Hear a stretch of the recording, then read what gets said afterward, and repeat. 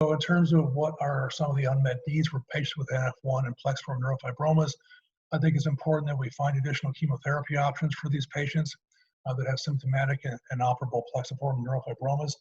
Selumetinib is the first drug that's been proven to have efficacy, but we need newer agents with increased efficacy and activity with reduced toxicity and more durable responses. And this would mean third and fourth generation MEK inhibitors, as well as other types of signal transduction inhibitors that can slow down tumor growth. Neurofibromatosis affects so many different aspects of life for our patients, and there are so many unmet needs, even with the advent of these drugs. So MEK inhibitors and selumetinib in treating plexiform neurofibromas is a huge first step, but there are a number of other symptoms which are just as important to the patient population in terms of looking for disease-modifying therapy. In particular, cutaneous neurofibromas, which are neurofibromas on the skin. These can be very disfiguring. They are not as medically harmful as the plexiform neurofibromas, but have tremendous impact on patients in terms of their social lives, ability to get jobs, and have sort of a wide array of effects on life, quality of life for these patients. Additionally, problems with learning, attention, anxiety are very common and very prevalent in this population, and similarly can have a really big impact on the lives of our patients. And there are currently no medications specifically indicated for treatment in adults or kids with NF1 with behavioral or learning issues. Another unmet need in this patient population is we really don't know a good way to treat malignant peripheral nerve sheath tumors. So there is an increased rate of this type of sarcoma developing in patients with NF1, and these tumors are highly aggressive, very difficult to treat, and really don't respond well to traditional chemotherapy or radiation. So we are in desperate need of better therapies for treatment of MPNST, as well as other cancer types that can be associated with NF1. What advice might I have for physicians treating patients with NF1 and plexiform neurofibromas? I think they need to be aware of selumetinib as an option now for these patients, especially with symptomatic plexiform neurofibromas that cannot undergo a quality tumor resection. They now have a drug option that can actually shrink these tumors in 2/3 of cases and give symptomatic relief, especially in patients that have pain and disfigurement. I think the caregivers should also be aware of selumetinib as a viable drug option for their loved one, and that their NF treatment team should be aware of this drug. They need to know the symptoms and aspects of plexiform tumors that can be helpful for this drug to be used as treatment, and that they should bring this up with their team. NF1 is a very complex disorder, and the treatment decisions and management of these patients is really dependent on familiarity with the disease and the disease population.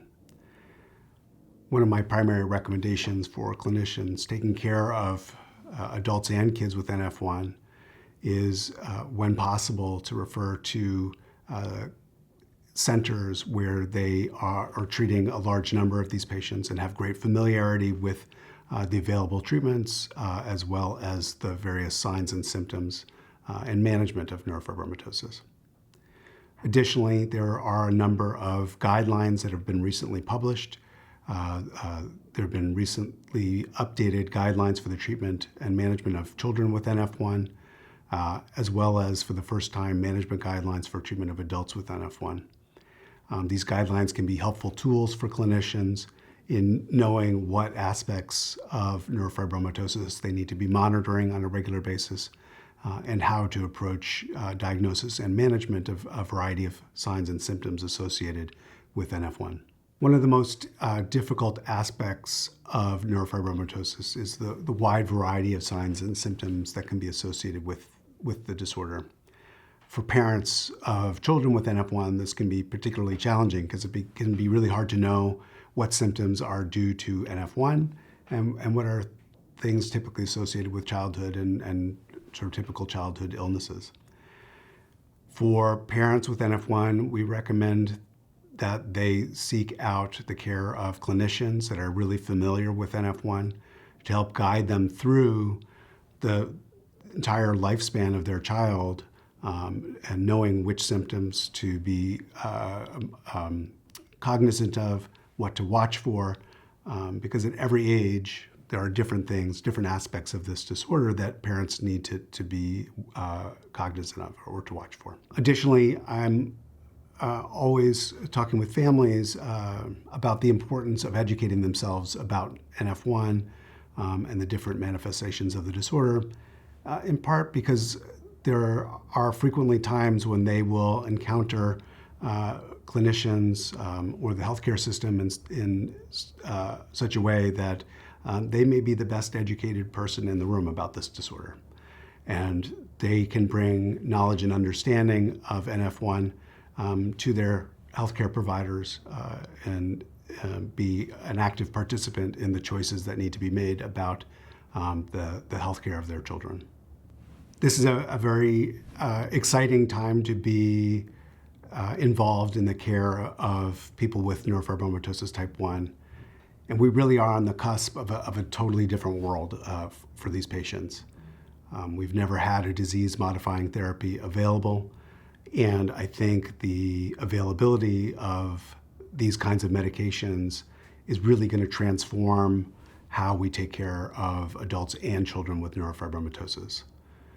It gives us more options for treatment, but it also impacts how we screen patients to look for tumors. It impacts where we want to be taking care of these patients so that they can have availability to the best and latest treatment, as well as appropriate monitoring for the side effects of treatment.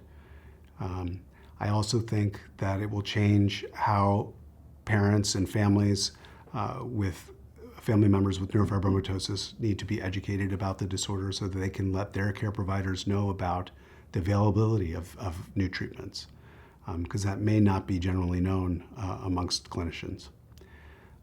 So while there is still a lot to be learned about how to use these medications, I do think that they are going to be transformative in how we treat people with NF1.